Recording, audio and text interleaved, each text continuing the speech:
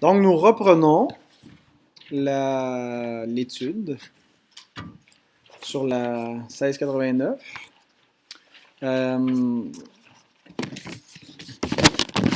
Et on commence un nouveau chapitre ce soir. C'est le chapitre 5 qui traite de la providence de Dieu. C'est un chapitre qui est quand même assez volumineux. Il y a 7 paragraphes qui exposent cette doctrine de la providence de Dieu. Mais étant donné qu'il y a déjà plusieurs questions qui sont connexes avec des points qu'on a déjà vus, en particulier quand on a examiné la doctrine de Dieu et la doctrine des décrets de Dieu, on ne va pas donc s'attarder ou revenir en profondeur sur les questions qui ont déjà été exposées. Alors, vous allez voir, la matière s'entrecoupe un petit peu, surtout avec la doctrine des décrets. Et donc, en pensant déjà un petit peu à ma préparation pour ce soir, mais pour les prochaines semaines, absolument ce que je fais, c'est que je lis les paragraphes, je lis quelques commentaires qui existent sur les confessions de foi, là, la Westminster et la 1689, et j'essaie de préparer mes enseignements en posant une question de base. Donc, pour voir l'inventaire qu'on a au chapitre 5, j'ai préparé 3 questions. On va voir une ce soir et Dieu voulant les 2 autres dans les prochaines semaines. Donc la question qu'on va voir ce soir, c'est qu'est-ce que la providence de Dieu? On va couvrir les paragraphes 1 à 3. Et les 2 autres questions seront quelle est la relation entre la providence et le péché? Les paragraphes 4 à 6. Et la dernière question, les croyants sont-ils plus bénis par la providence que les autres hommes? Paragraphe 7. Donc, ce soir, on va s'attarder seulement à qu'est-ce que la providence de Dieu. Et on va lire simplement les 3 premiers paragraphes que je vais vous lire au chapitre 5 de notre confession de foi qui répondent, je pense bien, à cette question-là. Dieu, le bon créateur de toutes choses,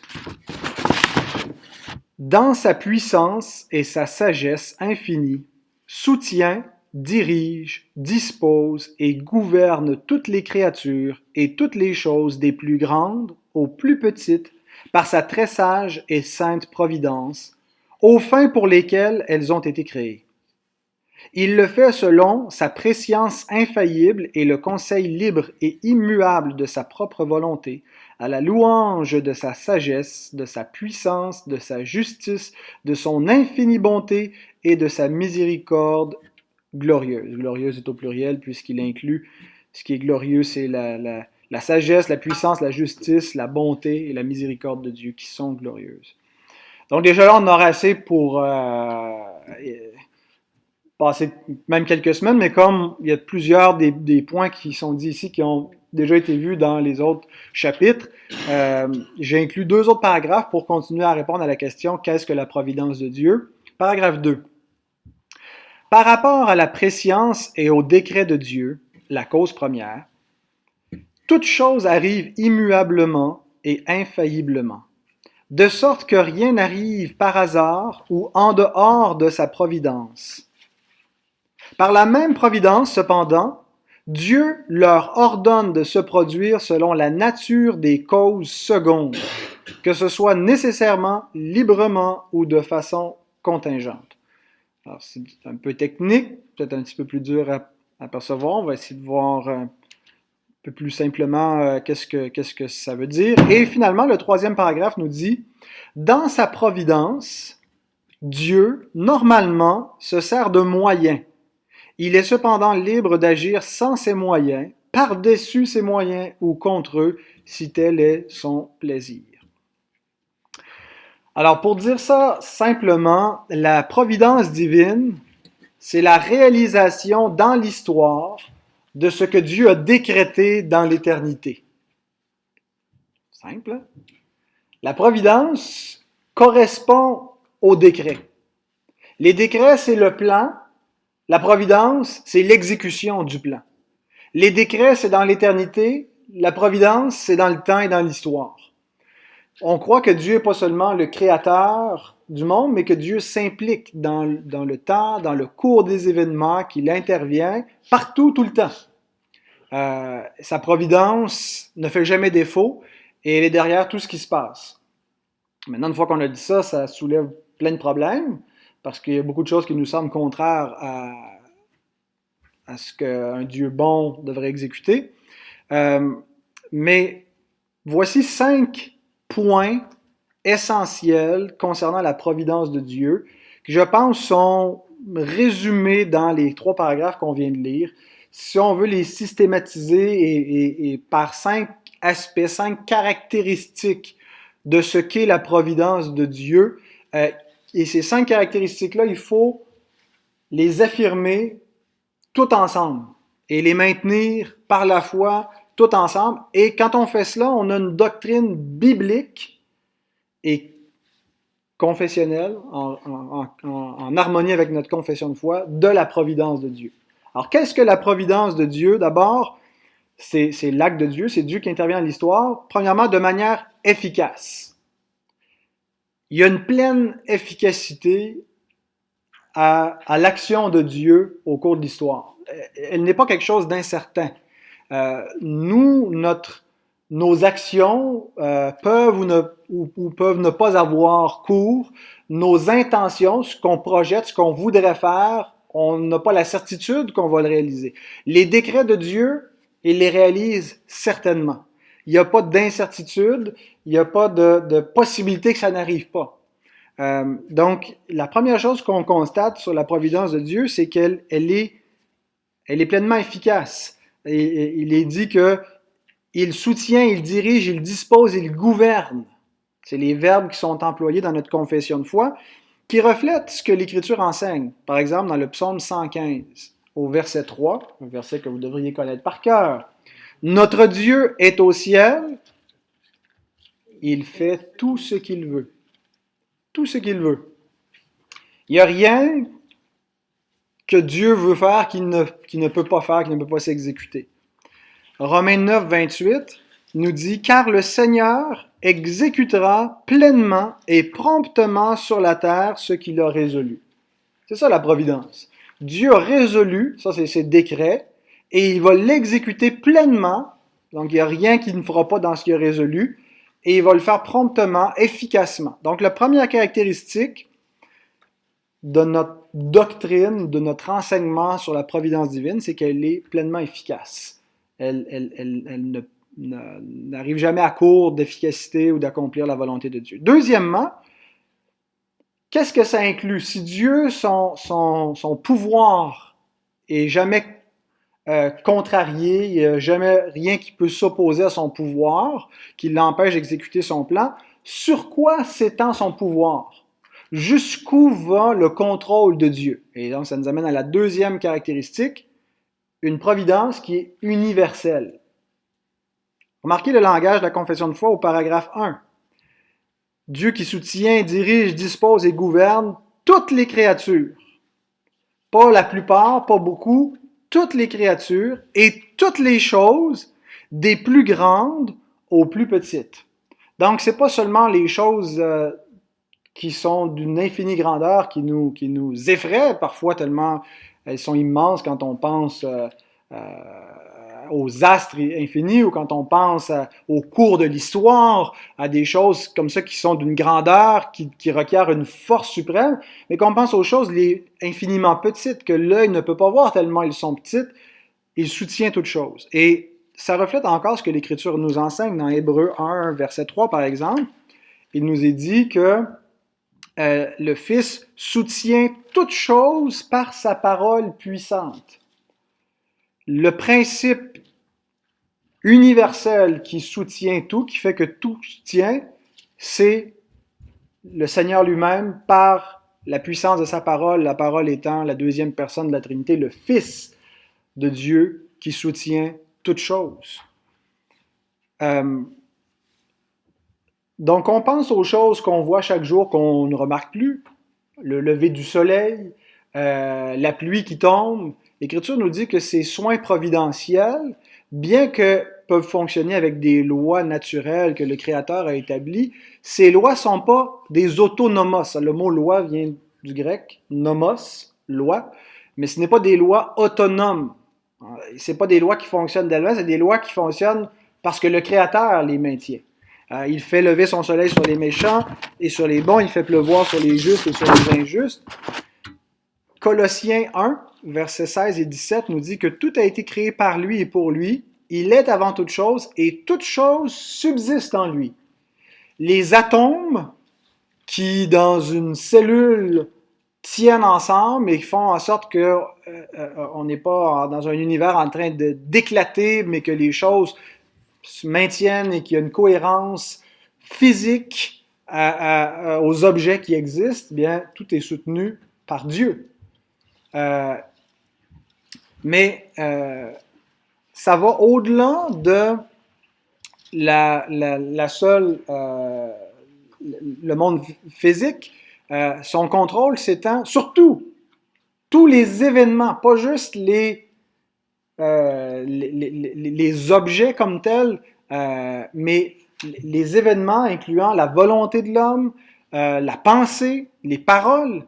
Il nous est dit dans Éphésiens 1, 11 qu'en lui nous sommes devenus héritiers ayant été prédestinés suivant la résolution de celui qui opère, le verbe est au présent actif, il opère quoi? Toute chose, selon quoi?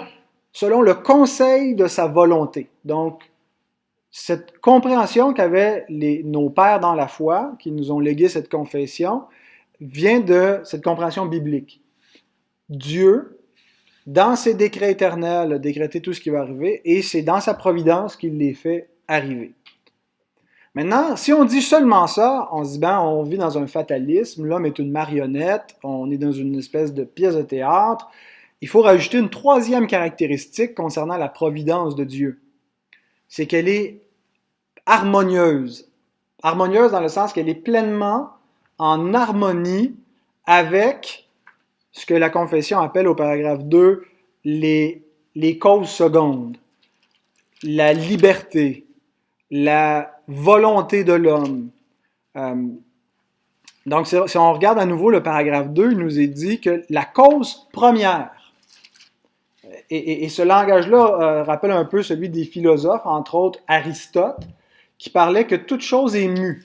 Hein? Si vous pensez à tout ce qui existe, en commençant par votre propre existence, votre existence a été mue par quelque chose, a été causée. Il y a une cause à tout ce qu'on fait.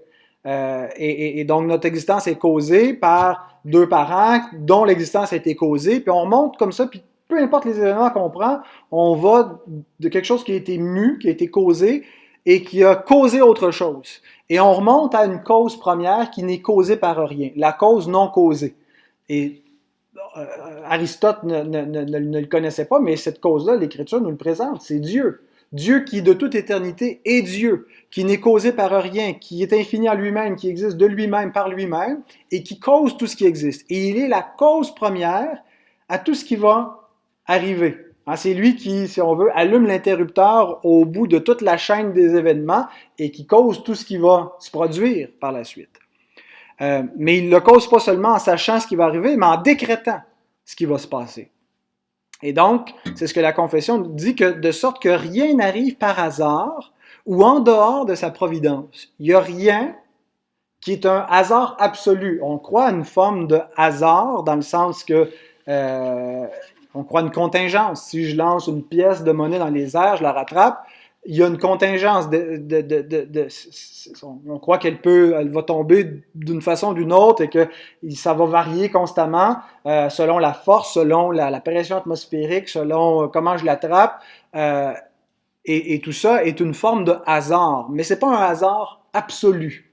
Parce que il ne peut pas y avoir de hasard absolu puisque Dieu est la cause ultime de tout ce qui existe et de tous les événements qui ont cours. Et donc, il est la cause première.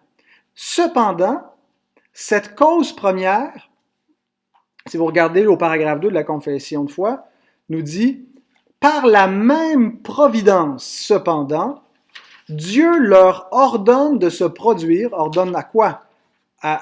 aux événements, ordonne à tout ce qui a cours de se produire selon la nature des causes secondes, que ce soit nécessairement, c'est-à-dire par des lois naturelles qui causent que nécessairement, si je prends ce livre-là, je le laisse tomber, il y a une nécessité par la loi que le Créateur a établie de gravité. Donc, il y a une cause seconde qui fait que forcément, si je laisse tomber le livre, nécessairement, ça va arriver selon une cause seconde qui est la loi de la gravité, librement, selon une autre cause seconde qui est la volonté. L'homme a une volonté qui peut produire des événements. Il est une créature qui a été créée à l'image de son Créateur, avec une liberté, avec une capacité réelle de choisir, de décider et de même choisir le mal. Et donc, c'est une cause réelle qui n'est pas la cause première. La cause première, c'est toujours le décret de Dieu, mais Dieu fait en sorte que ce qui va arriver, il l'ordonne dans sa providence pour qu'il arrive selon des causes secondes, nécessairement, librement ou de façon contingente, c'est-à-dire accidentellement. Donc, soit qu'il y a une interruption d'une loi naturelle, qu'il y ait un accident qui se produit, mais donc, des causes secondes qui sont réelles, et la cause première, le décret de Dieu, n'annule jamais la réalité et la responsabilité des causes secondes. Autrement dit, Judas pouvait pas dire « Je suis pas coupable d'avoir livré Jésus parce que le Père l'avait décrété. C'est pas moi qui est coupable, c'est le Père. » Il est écrit que Jésus a été livré selon le dessein arrêté de Dieu, selon le décret de Dieu. Un tel raisonnement est faux parce que Dieu a décrété que oui, le Fils serait livré, c'est son dessein arrêté, qui serait livré par Judas, mais que ça arriverait, comment c'est dit ici, selon la nature des causes secondes, et dans ce cas-ci, c'était selon la libre rébellion et méchanceté de Judas qui a livré le Fils de Dieu. Mais tout ça est arrivé dans la providence divine pour accomplir le plan divin. Et le paragraphe 3 de notre confession ajoute que Dieu, dans sa providence, utilise des moyens pour faire arriver sa providence. Par exemple, qui pourvoit à vos besoins? Ne vous y trompez pas, mes frères bien-aimés. Tout don excellent, toute grâce parfaite descendent d'en haut, du Père des Lumières, chez lequel il n'y a ni changement, ni ombre de variation.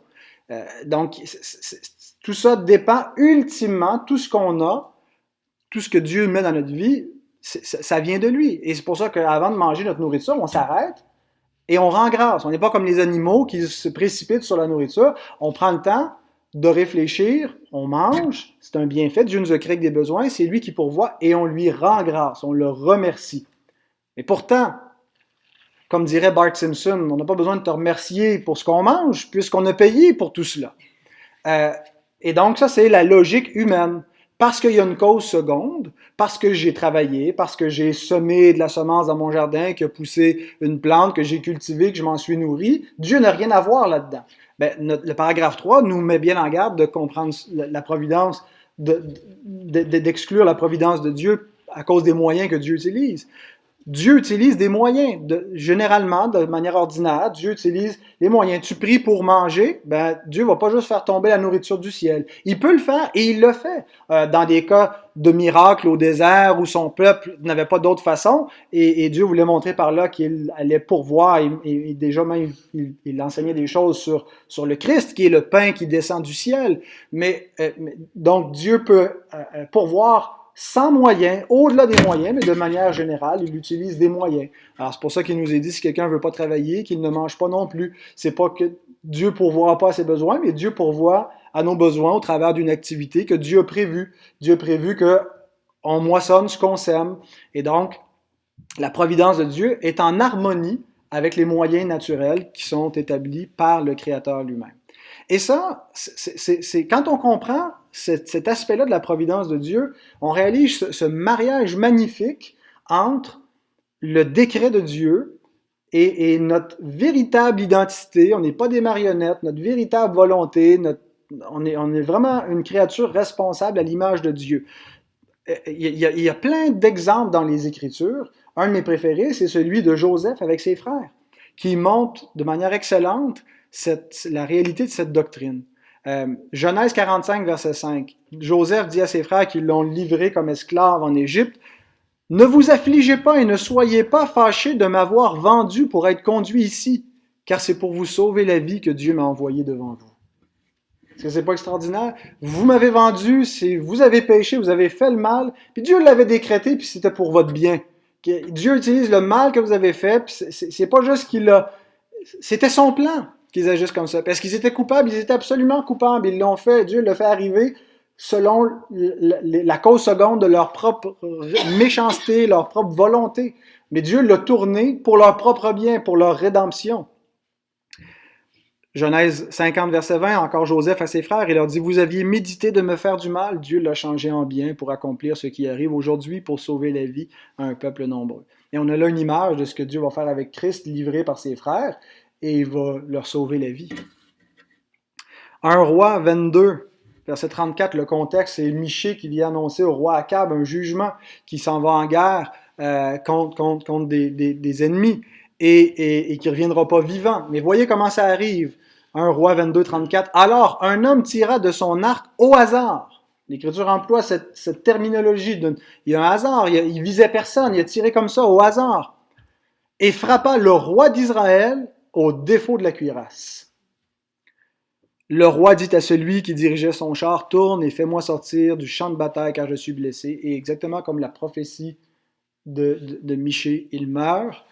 C'est le jugement de Dieu qui s'accomplit selon la contingence des causes secondes, une flèche tirée au hasard qui le frappe au défaut de la cuirasse. Proverbe 16, 33 nous dit « On jette le sort dans le pan de la robe, mais toute décision vient de l'Éternel. » Et finalement, tantôt je référais à ce passage-là dans Acte 2, 23. « Cet homme, c'est Pierre qui prêche à la Pentecôte, il dit « Cet homme, en parlant de Jésus, livré selon le dessein arrêté et selon la prescience de Dieu, vous l'avez crucifié, vous l'avez fait mourir par la main des impies, repentez-vous. » Donc, il y a une harmonie parfaite entre la providence de Dieu, ce que Dieu fait arriver, et le cours naturel de la vie, la responsabilité des hommes. Et donc, ça devrait nous rassurer que même si on a l'impression que Dieu n'est pas au contrôle, même si on a l'impression que Dieu n'est pas là, qu'on se dit cette chose est arrivée, elle n'aurait pas dû arriver, ça aurait dû être évité. Et c'est vrai que dans un certain sens, l'Écriture nous dit d'être prévoyant, d'être prudent, mais en même temps que tout ce qui va arriver parce que Dieu l'a décrété et ce n'est pas inutile. Quatrième caractéristique, la providence de Dieu est incompréhensible. Le texte qu'on a lu dans la confession ne mentionne pas explicitement cette caractéristique-là, mais la doctrine qu'elle nous présente repose sur la transcendance de Dieu, le fait que Dieu est infiniment grand, infiniment au-delà de notre raison. Elle parle de sa sagesse infinie dans ce passage-là. Et donc, c'est un rappel qu'on réfléchit à ces choses, on essaie de recevoir dans la foi ce que l'Écriture nous dit concernant la providence, mais il y a quelque chose qui nous échappe. On n'est pas en train de rationaliser Dieu puis de dire qu'on explique tout puis qu'on comprend parfaitement son plan. Paul nous rappelle dans Romains 11, 33, « Ô profondeur de la richesse, de la sagesse et de la science de Dieu, que ses jugements sont insondables et ses voies incompréhensibles. » Et vraiment à deux niveaux. D'une part, parce qu'on ne comprend pas toujours pourquoi Dieu fait qu'il nous arrive ce qui nous arrive. Les gens vivent des épreuves, des tragédies parfois, de la violence, partout, et ça nous arrive, et on regarde d'autres, il leur arrive des choses bien pires qu'à nous, et on se dit pourquoi? Et on n'a pas une explication toujours pour maintenant, il y a quelque chose d'incompréhensible encore. Mais Dieu ne nous demande pas de comprendre pourquoi, ce qu'il nous dit c'est « crois que tout ça concourt à ton bien ». Même si tu ne le vois pas en ce moment, même si tu ne sais pas comment je vais le faire concourir à ton bien, exactement comme dans l'histoire de Joseph, Dieu va changer le mal en bien, selon son décret. Mais on ne comprend pas aussi comment Dieu peut décréter une chose qui arrive sans faire violence à la volonté de sa créature. Un peu comme Job, qui se pose toutes sortes de questions, à la fois sur son état, accuse Dieu, et à la fin réalise que il ne peut pas comprendre. Il a parlé de choses qui dépassaient son entendement et qu'il ne peut pas être juge de Dieu. Et il voit comment finalement Dieu fait concourir toutes choses à son bien. Et donc, réalisons qu'il y a quelque chose d'incompréhensible et que ça ne devrait pas nous amener à douter de Dieu, mais à juste nous reposer dans la foi. Il est plus grand que nous et il prend soin de nous. Et la dernière chose qu'il faut absolument ajouter, une fois qu'on a dit que la providence de Dieu, elle était pleinement efficace, qu'elle est universelle, qu'elle inclut toutes les plus grandes ou plus petites choses dans notre vie comme dans la vie de tous, qu'elle est en harmonie avec le cours naturel de la vie, du hasard et des causes secondes, qu'elle est incompréhensible, sa providence est entièrement bonne. Totalement bonne. La 1689 dit que tout ça arrive à la louange de sa sagesse, de sa puissance, de sa justice, de son infinie bonté et de sa miséricorde glorieuse, au pluriel. Jean nous rappelle, 1 Jean 5, 1, 5, Dieu est lumière et il n'y a point en lui de ténèbres. Dieu n'est pas tenté par le mal et même s'il utilise le mal dans son décret, et même s'il fait arriver des choses mauvaises, je veux dire, quand le Fils de Dieu a été livré, Dieu a décrété le péché des hommes, a décrété des choses, a décrété une grande injustice. Et donc, si Dieu a tout décrété, forcément, il utilise le mal. Et n'ayons pas peur de confesser sa souveraineté de Dieu, pas juste de dire Dieu le permet. Non seulement Dieu le permet, Dieu le cause, Dieu le veut, mais il le fait concourir pour sa gloire, pour manifester sa justice, pour manifester sa bonté envers les pécheurs qu'il pardonne, pour manifester sa puissance, et il le fait non seulement pour sa gloire, mais pour le bien de ceux qui aiment Dieu. Et donc ça sera la troisième question au paragraphe 7. Est-ce qu'on est plus béni que tous ceux qui sont au bénéfice de la providence de Dieu? Mais donc, pour beaucoup, pour que Dieu soit entièrement bon, il faudrait que le jugement ne fasse pas partie de son plan, qu'il ne puisse pas utiliser le mal de cette façon-là, condamner des gens, il faudrait que l'enfer soit vide. Réfléchissez un instant, si le jugement ne fait pas partie du plan de Dieu, si la condamnation n'est pas là-dedans, il y a des ténèbres en Dieu. Quand on voit l'injustice des hommes et qu'on voit la méchanceté, on se dit, s'il n'y a pas un Dieu en bout de ligne pour le punir, les ténèbres sont en Dieu. Mais comme Dieu fait concourir même le mal des hommes pour manifester sa gloire en jugeant le mal et en le punissant, on réalise qu'il n'y a aucune ténèbre en lui.